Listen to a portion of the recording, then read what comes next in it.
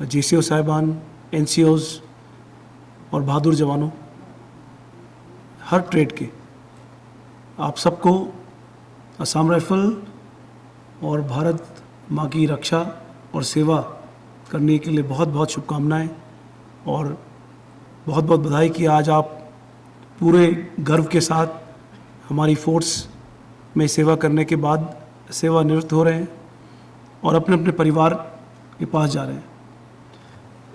जब मैं आप लोगों से मिल रहा था, कोशिश कर रहा था कि मैं, क्योंकि बहुत सारे लोग हैं, तो अगर किसी से के साथ 30 सेकंड बिताओ तो मुझे साफ दिखते थे, मुझे लगता था कि टाइम और निकल जाएगा।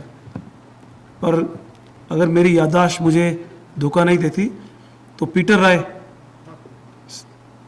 सबसे पुराने 33 साल नौकरी है, हाँ, तो मेरे हिसाब से इनसे ज़्यादा कोई है आज के दिन में यहाँ पे। तो मैंने नोटिस किया कि सबसे ज़्यादा आज के दिन आपकी सर्विस है। 1979 में आए थे, बॉयज़ कंपनी में थे, मतलब एक दशक 70 का, जिसमें शायद हमारे बीच कई नए लड़के हैं वो पैदा भी नहीं हुए होंगे। एक 80 का, एक 90 का, एक 2000 का और एक 2020 का, तो 5 दशक आपने देखे असम राइफल में। पिछले चौथा दशक हमारा भी चल रहा है फौज में। पहले की फौज और आज की फौज में बहुत बड़ा अंतर है। और आप जो लोग हैं अपने साथ, मैं ये भी चाहता हूं कि जब आप लोग आए तो we can ADG, I request you, क्योंकि करता धरता शिलोंग के ADG हैं, मैं तो सिर्फ TD पे आता हूं इधर और फिर मैं चले जाता हूं। कुछ एक हमारे जो पुराने हैं, इनका वीडियो रिकॉर्डिंग करके जब से इन्होंने असम राइफल ज्वाइन की और आज तक क्या क्या बदला हम ले सकते हैं। और जो आप बोलेंगे हम कहीं ना कहीं म्यूजियम में उसको पकड़ लगाएंगे, क्योंकि पुराने सैनिक गुम होते जा रहे हैं और आज के ज़माने में जो निकल जाता है उसको याद करता भी नहीं है। पर क्योंकि टेक्नोलॉजी है तो जो खासकर जिनके 40 साल नौकरी, 39, 38 ईयर्स, आपसे हम पूछना चाहेंगे कि आप बताइए असम राइफल के बारे में, आपने फोर्स को कैसे देखा। अभी नहीं, आपकी रिकॉर्डिंग कराएंगे और मे भी शायद एक प्रोग्राम भी कराएं बाद में कुछ थोड़ा और। ये तो दूसरा संस्करण है, मतलब ये सेकंड टाइम हो रहा है। अभी पहला पिछले महीने हुआ, ये दूसरा है, पर ये परमानेंट हो जाएगा, ये परमानेंट होगा। तो जो भी आप में से असम राइफल छोड़ के जाए, खासकर जो जिन्होंने नौकरी इतने साल करी है, अपने विचार आप रखें फोर्स के बारे में। नए लोगों को पता भी नहीं है कि पहले असम राइफल क्या थी और आज क्या है। आज जो नया आता है वो यही देखता है, उसको लगता है यही सच्चाई है, पर सच्चाई तो ये नहीं है।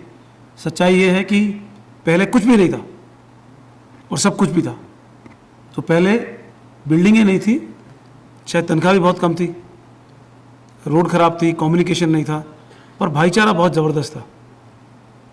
सब एक दूसरे को जानते थे क्योंकि सारे एक दूसरे से बात करते थे। आज टाइम नहीं है हमारे पास बात करने का, क्योंकि हमारे पास एक साथी है, उसका नाम मोबाइल है। या तो हम मोबाइल से बात करते हैं या मोबाइल के द्वारा किसी और से बात करते हैं, पर मोबाइल हमारा सगा रिश्तेदार बन चुका है, जो कि हमारे साथ हमारी धर्मपत्नी, हमारे बच्चों से ज़्यादा रहता है कि नहीं? हमारे जेब में रहता है हमेशा, और चाहे हम चाहे नहीं चाहे हर 5 मिनट में हम निकालते हैं, देखते हैं किसने याद किया हमको। आज की दुनिया में जहाँ पे रिश्ते ख़त्म हो रहे हैं, प्यार कम हो रहा है, और फिर भी देश तरक्की कर रहा है, तो ये बड़ा दो तरफ का खेल है। तरक्की एक तरफ, और एक तरफ हम क्या खो रहे हैं। मेरी आप सबसे जो पुराने सोल्जर्स हैं उनसे रिक्वेस्ट है कि आप अपना एक्सपीरियंस बांटें, और शायद हम एक चैनल भी शुरू करें अपने भूतपूर्व सैनिकों का, सिर्फ फौज के बारे में, कि हम हमारे पुराने दिन। असम राइफल का इतिहास बहुत पुराना है। जब आप आए थे असम राइफल में, उस समय भी लोगों ने बोला होगा कि आपने क्या मुश्किल देखी, हमारे टाइम पे क्या था। उससे पहले जो आए होंगे उन्होंने बोला होगा। 1835 से सफ़र शुरू हुआ, आज 2024 है। तो अपनी फोर्स पे गर्व करो, और गर्व करो कि आपको मौका मिला असम राइफल में सेवा करने का। हिंदुस्तान में फ़ौज, हमारी जैसी फ़ौज या आर्मी की यूनिट्स, हम सब वॉलंटियर आए हैं यहाँ पे कोई हमको ज़बरदस्ती नहीं बुलाता। हम बचपन से, या तो हमारी इच्छा होती है, या हम बचपन से अपने माता पिता को देखते हैं, या हमारे कोई रिश्तेदार, या कोई हमको बोलता है भर्ती हो रही है, हम चले जाते हैं, पता रहता है हम भर्ती हो गए। पर जब आप भी भर्ती हुए थे, आपके साथ बहुत सारे लोग थे जो भर्ती नहीं हुए। आज भी वही बात है कि जब भर्ती होती है तो कम से कम हर 1000 लड़के पे एक आदमी भर्ती होता है। पहले शायद आसान था, आज के ज़माने में जनसंख्या बढ़ गई है, एजुकेशन लेवल बढ़ गया है, कंपटीशन बहुत ज़्यादा है, सरकारी नौकरी मिलती नहीं है। तो आप सब के ऊपर ईश्वर का आशीर्वाद है कि आपको इस फोर्स ने पाला। मैं हमेशा बोलता हूँ, तो आप सबको भी बोलूँगा, माँ ने जन्म दिया, अपना फ़र्ज़ निभाया, और असम राइफल ने आपको पाला। जब परिवार वालों ने आपको बोला कि जा बेटा अपनी ज़िंदगी बना, तो आपको सहारा असम राइफल ने दिया। चाहे अपने बलबूते पे आए, पर असम राइफल माँ है जिसने आपका आज तक ख्याल रखा। अगर हम इसको, अपनी ऑर्गेनाइजेशन को, माता पिता का सम्मान देंगे तो हमारा सम्मान बढ़ेगा, हमारी फोर्स का सम्मान बढ़ेगा। अगर हम अपनी फोर्स में अच्छा देखेंगे तो दुनिया अच्छा देखेगी। अगर हम अपनी फोर्स में बुरा देखेंगे तो हम इस बात की अपेक्षा नहीं कर सकते कि बाहर वाला हमारे बारे में अच्छा बोले। हम सब यहाँ पे जितने बैठे हैं, खासकर ऑफिसर साहिबान, हम लोगों ने ये सोचा पिछले महीने कि आप लोग आते हो, इतने साल सेवा करते हो, हेडक्वार्टर है ये डीजी असम राइफल का, जब आप जाओ यहाँ से तो जो आपकी याद हो ना, आखिरी याद, क्योंकि जब आप निकले थे असम राइफल में तो आपके घर में तो कहीं ना कहीं तो खुशी मनी थी कि बेटा निकल गया, बेटे की नौकरी लग गई, गांव में लड्डू बनते हैं, जो भी होता है खुशी मिलती है।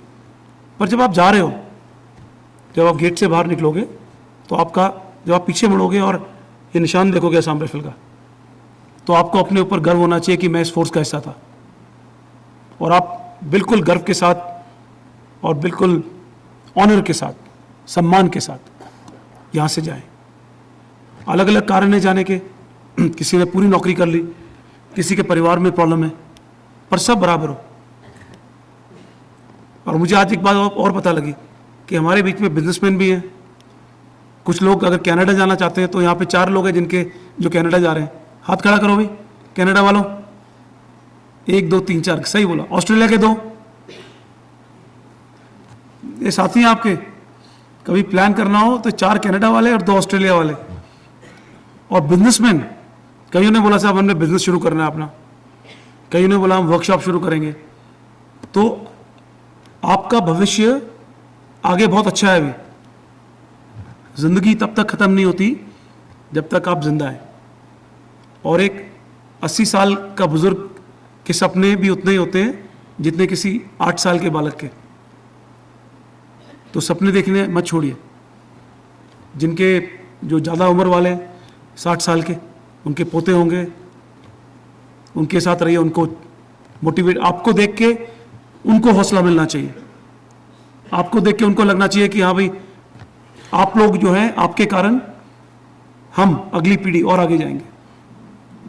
कई लोग आप में से बहुत काबिल हों, आपके सपने बड़े बड़े हों जो शायद पूरे न हो पाए, पर आप कर सकते हैं पूरे।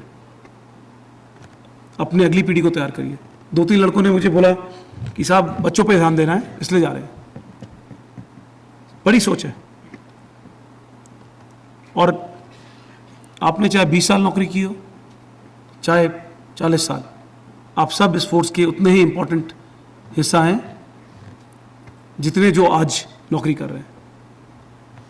कुछ दिनों बाद आप असम राइफल के इतिहास में शामिल हो जाएंगे कि हमने भी असम राइफल में नौकरी की थी। कुछ एक हमारे साथी ऑलरेडी रिटायर हो चुके हैं, जो कि रिटायर होके किसी ना किसी तरह से देश की सेवा कर रहे हैं या परिवार का ख्याल रख रहे हैं या अपने अपने कार्यों में व्यस्त हैं, और कुछ आज के दिन असम राइफल में नौकरी कर रहे हैं। तो आपको देख के उनको मोटिवेशन या प्रेरणा मिलनी चाहिए। मुझे खुशी भी होती है कई बार बहुत ज़्यादा कि मुझे मौका मिला इस फोर्स में आने का। 2 बार IGR था मैं, और ईश्वर की कृपा से, अपने जवानों के आशीर्वाद से दोबारा मुझे मेरी नियुक्ति असम राइफल के DG के रूप में हुई। और मैं हमेशा ये बात समझता हूँ कि कोई भी जब रैंक मिलता है या प्रमोशन मिलता है, उसका मतलब आपकी रिस्पॉन्सिबिलिटी बढ़ती है या आपके फोर्स के प्रति जो दायित्व है, जो आपको करना है, वो बढ़ता है। पर अकेला एक DG या ADG या बाकी ऑफिसर्स नहीं कर सकते, क्योंकि हम सारे मिलके कर सकते हैं। अगर हमें बदलना है अच्छे के लिए, तो हमारा और आपका संवाद होना बहुत ज़रूरी है। कुछ एक चीज़ें पहले बहुत अच्छी थी, कुछ आज बहुत अच्छी है, कुछ शायद कल बहुत अच्छी हो। हमें इस बात का भी यकीन करना है कि असम राइफल का इतिहास तो बहुत अच्छा था, पर हमारा आने वाला समय भी अच्छा हो। और आने वाला समय तभी अच्छा होगा जब आप सब, और जो आज के दिन नौकरी कर रहे हैं, वो सब अपनी फोर्स पर मान करें। नमक तो आपने इसी फोर्स का खाया है, और वफादारी भी इसी फोर्स के साथ निभाएंगे। पिछली बार भी मैंने ये बोला था, मैं आपको बताना चाहता हूँ, आपका निशान असम राइफल का, जैसे इंडियन आर्मी में रेजिमेंट बोलती है, मैं सिख रेजिमेंट का हूँ, मैं गुरखा का हूँ, मैं मराठा का हूँ, अपना अपना इतिहास बोलते हैं। हम असम राइफल के, हमारी पहचान असम राइफल के सैनिक की है, तभी हमने माथे पे ये निशान लगाया है, तभी हमारी बेल्ट में वो निशान है, तभी हमारा झंडा वहाँ पे है। उस झंडे के बगल में हमारा इतिहास है, उधर हमारा राष्ट्र है। अगर आप लोग असम राइफल पे फक्र नहीं करोगे, और असम राइफल की तुलना किसी से है ही नहीं, हिंदुस्तान की फौज की 90% पलटने पैदा भी नहीं हुई थी जब असम राइफल दौड़ रही थी। तो वहां से चले हो, हर लड़ाई में हिस्सा लिया है, हर इंसर्जेंसी में हिस्सा लिया है। JNK में आज हमारी 4 पलटने हैं। मणिपुर की स्थिति में हमारे जवान, आपको पता है मीडिया में क्या क्या आता है, पर हमें पता है कि हमारे जवान बिना किसी द्वेष, बिना जाति, बिना धर्म, और पूरी तरह से न्यूट्रल, निष्पक्ष होकर अपना काम करते हैं। हमारी ही वो फोर्स है जिसमें एक मैती जवान और कुकी जवान साथ साथ पेट्रोलिंग जाता है। कुछ दिन पहले कोर कमांडर साहब 3 कोर की पिक्चर आई थी, आकाश ओइनाम साहब और लेफ्टिनेंट कर्नल वैपी अगरतला में। हमारी फोर्स वो फोर्स है जो कि सब कुछ होने के बावजूद कभी भी अपना संयम नहीं खोती, और उसका कारण यह है कि हमारी फोर्स की उम्र 41-42 साल है, हमारे एवरेज उम्र। और मैंने कितनी बार सुना भी है और महसूस भी किया और देखा भी है कि फायर होने के बावजूद सामने से आदमी आ रहा है जंगल के अंदर, स्काउट बैठा है, पर तब तक फायर नहीं खोलता असम राइफल का जवान जब तक उसको पक्का यकीन नहीं हो। 27 AR के 2 जवान स्काउट पे बैठे थे, न्यासा करके एक बस्ती है, 14 अगस्त की रात थी, पहाड़ था, पहाड़ की टीली में बारिश हो रही थी, और कवर नहीं था, और खबर थी कि NSCN KYA के कुछ एक जो अंडरग्राउंड है वो आएंगे, पर वो गांव के अंदर से निकले, बाहर से नहीं निकले। तो जो हमारा स्काउट बैठा था उन्होंने देखा बिजली चमक रही थी, शक तो हुआ कि 5-6 आदमी आ रहे हैं, पर 10 मीटर तक फायर नहीं खोला। जब 10 मीटर पे आए तब तक उन्होंने इनको देख लिया, क्योंकि बिजली कड़की तो हमारे बंदे ऊपर बैठे थे, तो हमारे बंदे चिल्लाए थम,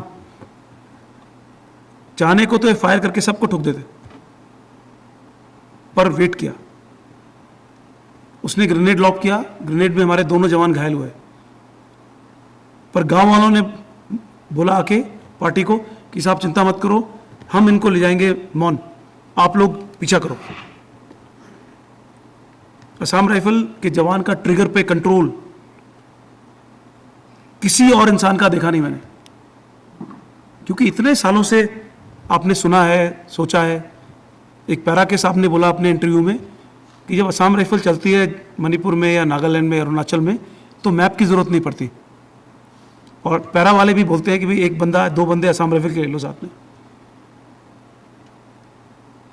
आप एक बहुत ही उम्दा और बहुत अच्छी फोर्स हो,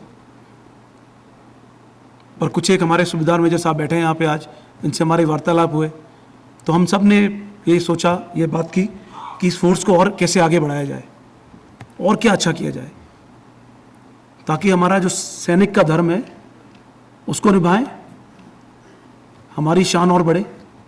हमारे में 50 कमियां होंगी, वो हमारे परिवार का मामला है।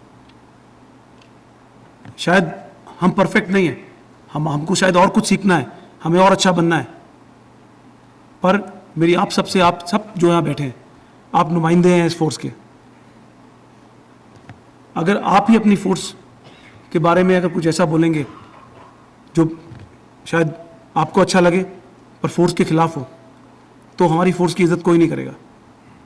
आप सब लोग एक नुमाइंदे बन के जा रहे हैं, एम्बेसडर बन के जा रहे हैं असम राइफल के, और इस बात पे यकीन करें कि आपके कारण कई लोग असम राइफल की इज्जत करेंगे। मैं इससे और ज़्यादा कुछ बोलूँगा नहीं आज, एक तो मेरा गला खराब है, और दूसरा मैं जानता हूँ कि ऑलरेडी थोड़ा लेट हो चुके हैं हम आज, पर हमें आप पे बहुत नाज है, गर्व है। We are proud of you, of everybody. Kerala का जवान, अरुणाचल का, नागालैंड का, यूपी का, कश्मीर का, एक ही स्टेट नहीं बचा इधर जिसका आदमी यहाँ पे आया नहीं हो आज। तो पूरा हिंदुस्तान आ गया आज। आप जब यहाँ से जाएं तो अपनी फोर्स का थोड़ा सा हिस्सा अपने साथ लेके जाएं, और फोर्स सिर्फ डीजी से नहीं बनती है, या सिर्फ अफसरों से, जेसीओ से, जवानों से, फोर्स सबसे बनती है। और जो पहाड़ होता है वो भी ऐसा होता है, पहाड़ की भी चोटी होती है। तो शायद मैं आज असम राइफल की चोटी पे खड़ा हूँ, और जो पहाड़ का बेस है वो हमेशा बड़ा होता है, तो हमेशा जवान ज़्यादा रहेंगे, जेसीओ थोड़ा कम रहेंगे, ऑफिसर उससे कम रहेंगे, पर ऊपर में जाके एक ही रहेगा। तो इसलिए जो ऊपर बैठा है उसको सबको देखना है नीचे, पर उसके लिए हम सबका एक होना बहुत ज़रूरी है। मेरा ये सपना है कि असम राइफल का जवान जब खड़ा हो तो दूर से नज़र आए, उसकी जो किटिंग है वो ऐसी हो कि दूर से लगे कि उससे बढ़िया सजीला कोई सैनिक नहीं है। हमारा एडमिनिस्ट्रेशन ऐसा हो कि लोग आके पूछें हमसे कि आप ऐसा कैसा करते हैं। शायद हमें सब कुछ ना मिले, क्योंकि ज़िंदगी में सब कुछ नहीं मिलता, हमेशा कुछ ना कुछ कमी रहती है, पर कमी को हम पूरा कर सकते हैं। अगर आप लोगों का जाते हुए कोई सुझाव हो, कुछ भी आप बोलना चाहें, आप बोल सकते हैं। सुझाव देना बहुत अच्छी बात है, क्योंकि उससे हम सीख ही तो सकते हैं, और जो हमारे पूर्व सैनिक हैं वो भी हमको सुझाव देते हैं, और उनमें से जो अच्छे हैं उसको हम सुनते हैं और करते हैं। पर कल का जो चले गया, आज का और जो कल आने वाला है, ये सब मिलना चाहिए एक साथ, तभी जाके हम आगे भविष्य में हमारी फोर्स का नाम जो आज है उससे कहीं और ऊंचा होगा। सो आखिर में आपको, आपके पूरे परिवार को, आपके रिश्तेदारों को, आपको खुद बहुत बहुत शुभकामनाएं। ईश्वर आपके स्वास्थ्य को अच्छा रखे। कई लोगों का स्वास्थ्य खराब है, इस कारण वो जा रहे हैं। हेल्थ इज़ नॉट गुड, सो अपना ख्याल रखिए। कई लोग विदेश जा रहे हैं, अपना ख्याल रखना, ठीक है। देश से बढ़िया कोई नहीं होता, देश की मिट्टी देश की होती है, ठीक है। विदेश है, जाइए, खूब तरक्की करिए, पर देश मत भूलिए, चाहे वो कनाडा हो चाहे ऑस्ट्रेलिया, पर अपना मिट्टी अपना होता है। और जो आगे बिजनेस करेंगे, अपना काम करेंगे, जो भी करें, ईश्वर आपको सफलता प्रदान करे। और अभी हम बाहर मिलेंगे, अगर आप चाहते हैं कुछ बोलना, कुछ कहना, पक्का बोलिए, पर सिर्फ अपने लिए नहीं बोलिए, सबके लिए बोलिए। तो बहुत बहुत धन्यवाद। We are very proud of you. God bless you all. Long live Assam rifle. जय हिंद, जय भारत। और आखिरी में एक बार फिर से हमेशा गर्व करना कि आपने असम राइफल में सर्विस करी। Thank you.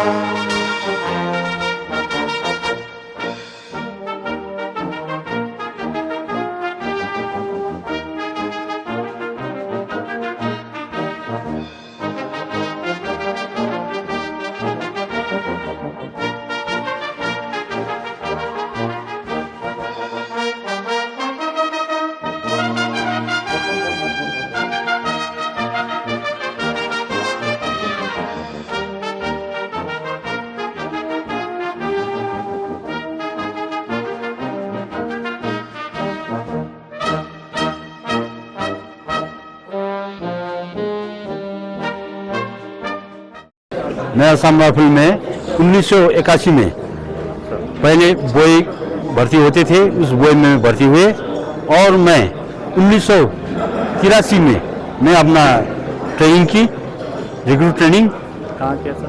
ARTC दीमापुर 3 मील में हमने ट्रेनिंग की। उसके बाद आज ट्रेनिंग करने के बाद मैं यूनिट चले गए। मेरा फर्स्ट यूनिट है 11 एयर।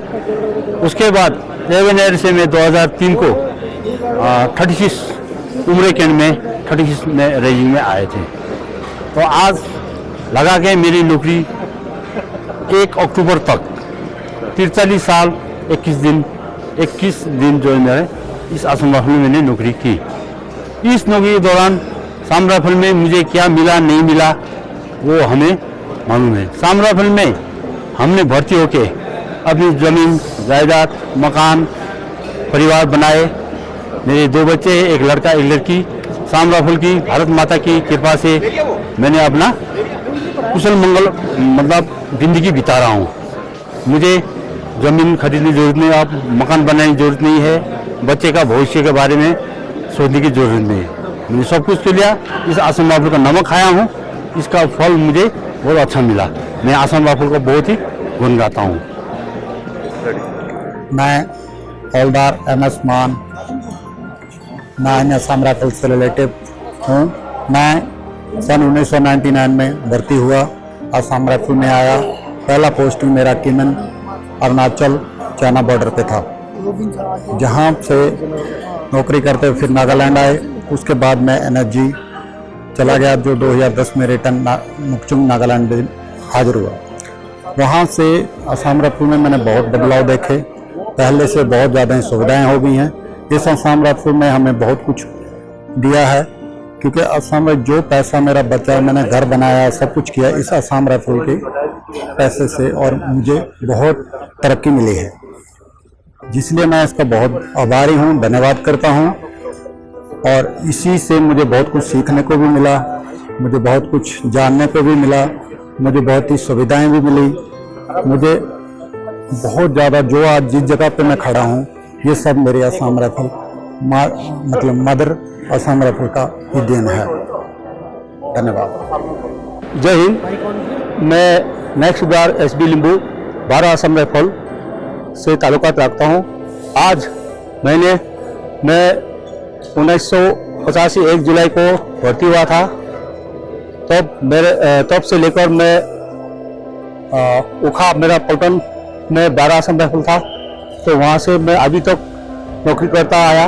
और आज मैं 39 साल 2 महीना 29 दिन पूरा करके जा रहा हूँ, क्योंकि आज हमारे DGR असम राइफल में जो DG साहब ने हमें इज्जत दिया है, उसके लिए मैं अपने तहे दिल से शुक्रगुजार, या हम सब पेंशनर की तरफ से शुक्रगुजार हूँ। और हमने नौकरी के दौरान मैंने अपना नौकरी के दौरान में 19 में ये देखा कि जब हम आए थे इस रेजिमेंट में यानी पलटन में, तो काफ़ी उसके बाद बदलाव हुआ। क्योंकि हम लोग जब आया था उस टाइम में ना चिट्ठी का कोई पाबंद था और न ही ऐसे ऐसे पोस्ट था जो कि हम पैदल भी चलते थे। 10-11 दिन तक हम जो है पेट्रोलिंग चलते थे। अभी उस हिसाब से अभी नहीं है, अभी काफ़ी सुविधा है, क्योंकि हम लोग पहला एकोमोडेशन में बारीक वगैरह लाइन बारीक भी ठीक नहीं था। हमने खुद ही लकड़ी और खेर घास से बनाकर भी हमने बैठा अपना ज़िंदगी, अपना फौजी का ज़िंदगी गुजारा। और अभी उस हिसाब से कई प्रकार के डेवलप हो रखा है। हमारा पॉलिटेक्निक लेवल पे, कंपनी लेवल पे हर चीज़ का मतलब है। अभी पहले की तरह हम मतलब नहीं है कि मतलब घर का समाचार अभी मोबाइल के जरिए हर तरीका है, हर तरह का नया टेक्निक उसके जरिए घर का समय पर मिल जाता है। तो अभी इतना परेशानी नहीं है जो कि पहले था। पहले हम लोग छुट्टी भी कम से कम 18 या 20 महीना के बाद ही मिलता था, लेकिन अभी हर साल में 2 बार छुट्टी मिल रहा है। तो घर के परिवार के साथ में जाना और बातचीत करने के लिए मौका भी मिल रहा है, और अपना जो काम है वो भी, अपना घर का परिवार का काम जो भी है वो भी करने का मौका मिल रहा है। लेकिन उस टाइम में हम लोग को नहीं मिलता था, क्योंकि 18-20 महीना में जब छुट्टी जाते हैं तो कई काम हमारे जो नहीं कर पाते थे। तो अभी इस तरह से नहीं है। और जहाँ तक अभी इंसर्जेंसी जहाँ पर है, यहाँ पर अभी काफ़ी मतलब इंसर्जेंसी का भी टैक्टिक्स बदल गया है। उसी हिसाब से हमको भी अपना टैक्टिक्स को बदलना है। हर जगह पर जहाँ भी जाते हैं हम हमेशा चुस्त और चालाक से रहना है। हर होने वाला हासिल के बारे में भी हमने सोचते रहना है, ताकि हम उनकी नाकाम कार्रवाई पर सक्सेस होने ना दे।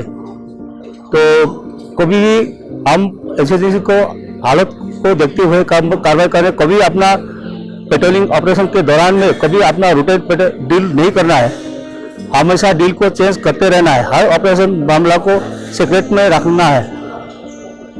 तो इस तरह से कार्रवाई करना चाहिए। और बाकी तो सब अभी हर चीज़ में खान पान हर चीज़ अभी ठीक ठाक है। जबकि पहला हमारा उसमें ज़माना में चावल आटा आता था, खराब आता था। अभी बहुत अच्छा आटा चावल, उसका ऊपर से अभी बाजरा और मौरा भी आने लगा है, जो पौष्टिक आहार है। तो बहुत अच्छा डेवलप हो रखा है। मैं यहाँ इतना ही कहना चाहता हूँ। धन्यवाद। हाँ, मैं सूबेदार पी ढोंडियाल 19 असम राइफल। मैं आज 38 साल 6 महीना नौकरी करके सकुशल अपने घर जा रहा हूँ। मैं 3 मार्च 1986 को इस असम राइफल में रिक्रूटमेंट हुआ था, और 9 महीना बेसिक ट्रेनिंग करने के बाद 29 दिसंबर 1986 को मेरी पहली पोस्टिंग मिजोरम सरचिप में हुई। मेरी पहली यूनिट 19 असम राइफल। जब हम बेसिक ट्रेनिंग करके सिलचर में पहुंचे तो उस टाइम आने जाने की सुविधाएं बहुत कम थी। जो हम सिलचर से सरचिप जाते थे, एक दिन में एलपीटी में सफर करके आइजोल से फिर सरचिप 2 दिन लगते थे।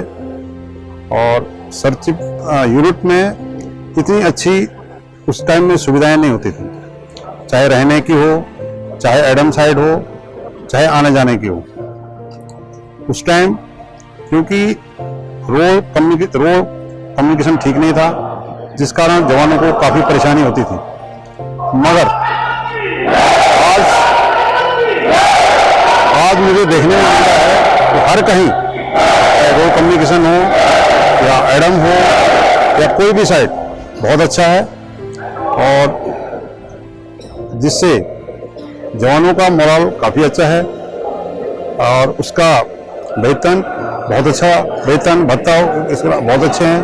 फैमिली अकोमोडेशन जो कि पहले नहीं हुआ करता था, आज हर एक यूनिट में फैमिली अकोमोडेशन है, जो कि पहले था नहीं। और पहले से आज बहुत अच्छी सुविधाएं हैं, और मैं आशा करता हूं कि भविष्य में ये सुविधाएं और इंक्रीज हों।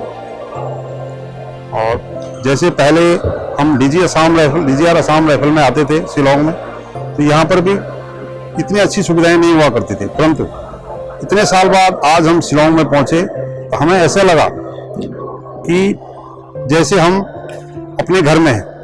काफ़ी सुविधाएं, चाहे आने जाने से हो, रहने की हो, खाने की हो और ट्रांसपोर्टेशन की हो, बहुत अच्छी सुविधा है।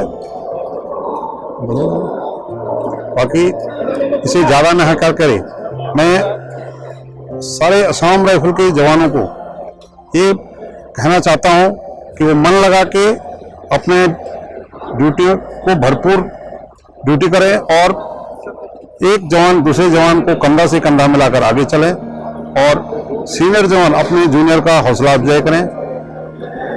और इसी में असम राइफल और देश की भलाई है और तन मन धन से अपनी देश सेवा को प्रथम दृष्टि देखें। धन्यवाद। जय हिंद।